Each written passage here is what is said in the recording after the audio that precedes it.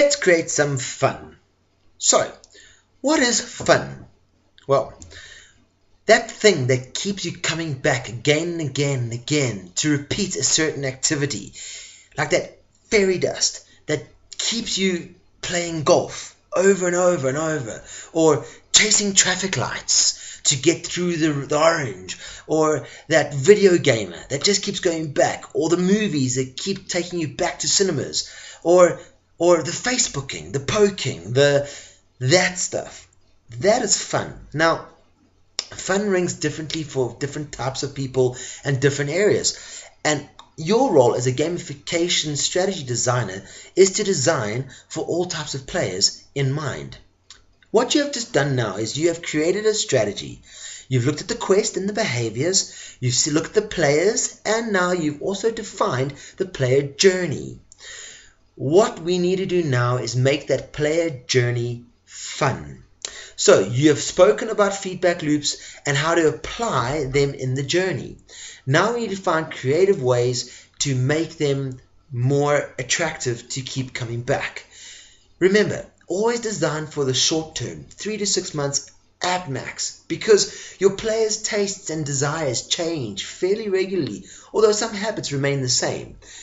If you are gaining the right amount of feedback at the different levels, you'll be able to adjust your fun strategy as part of the gamification and achieve a better game overall for all.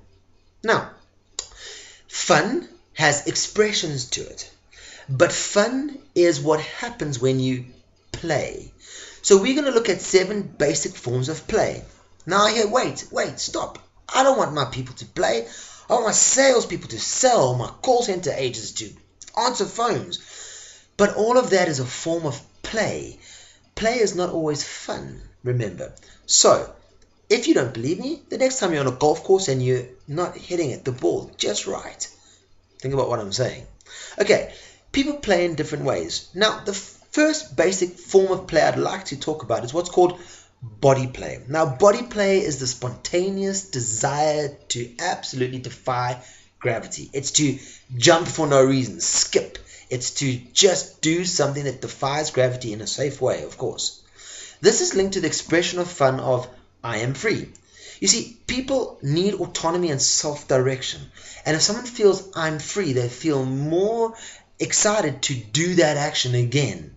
Choose to do it again. I'm not doing it because that's what I have to do. Body play works really well and something that should be looked at as rewarded if one of your strange call center agents jump up and shake their head around and scream in the air and then sit down again. Yeah, people think that's strange, but that's a form of fun. Link it closely to self-determination theory, which we discussed early on. The second type of play is called object play. Now, object play takes your hand and your brain and links your brain to your hand when your brain wants to manipulate something. And that's object play. And what happens is that's like throwing a snowball or a stress ball or flipping paper clips at someone. It's all part of this.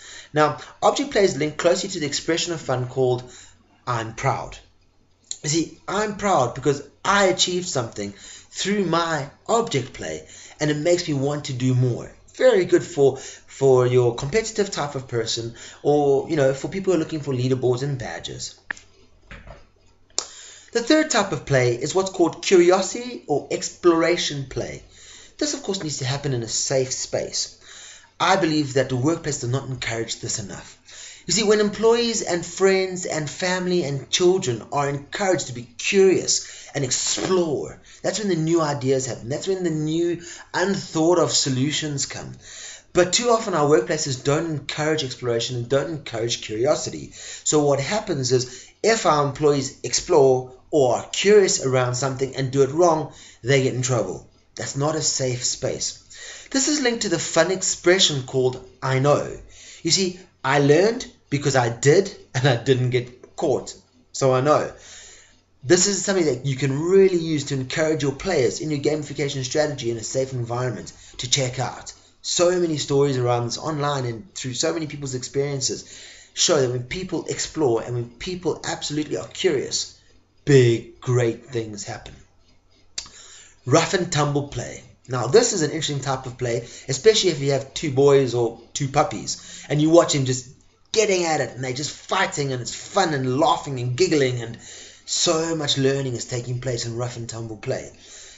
We don't often encourage it in the workplace. It's not the right thing to do. You've got to be serious, and we'd never do that in the workplace. And if we did, we'd just be looked down on, and it's just crazy. Now, this is a type of play, and I link it very closely to what's called the I dare expression of fun. I dare to wrestle you. I dare to pin you down. I dare. It becomes fun for some. Not for all, but for some. I wonder how that could work. The next type of play is what's called social play. Now, we are in a social revolution. If you consider Facebook, LinkedIn, Twitter, all these are social platforms, Pinterest and other. Yet in our workplace, we do not encourage people to socially interact on our intranets or internets. No, we block them from all these different pages because they're not going to work. Yet that time is taken when they step away from their desk and use their smartphone in order to, get onto these platforms. It's a play that we do together. It gives us the feeling of belonging, and that's the fun expression. I belong. When people feel that they belong to something, they feel more motivated to do things. It's a motivational principle from Dan Pink. It's autonomy. It's purpose. I'm a part of something bigger than me, and that's a huge, awesome driver for fun. Consider ritual spectator play as another type of play. This is when I'm watching my rugby team or my hockey team or my football team or my baseball team play. And I'm a spectator in the fun. I'm caught up in the game. I'm shouting at the ref. I'm telling them how to play. Brilliant type of fun. Spectator fun. Now, people say we don't want people to be spectators. We want them to be participators in the business. Yet when spectators are fun, they often find and learn so much and can create so much more awareness in the business of how to do things. Ritual comes out of this. So we know that when someone scores a goal, when there's a touchdown, when there's any of these type of things happening, that there is some form of cheer or some form of ritual that needs to happen. Just watch a game again. Don't watch the game, watch the spectators. This, we believe, is linked to what the expression of fun called I'm special. You see, I get to do what I like to do. I feel good. I feel special. And people are doing it with me. So we all are having fun together. The last bit of fun I'd like to look at is what's called imagination or imaginary fun, imaginary play. Now, this is storytelling. And this is something kids do so well. But we talk them out of it as they grow older. Don't tell stories. It's bad. Really? You see, when there is a narrative, when there is a growth, when there is a story to tell about the workplace, from the time people come in to the time they grow, this links back to the expression of I dream. You see, there's a story. I get to dream about the story. I get to play in the story. I get to be a part of the story. Why is it that most of our stories stop at an induction program? They don't carry on into the business. You see, this is a huge impact on fun. So, now what? Take some of these ideas, take some of these concepts. There's some really good links to fun on the fun tools page.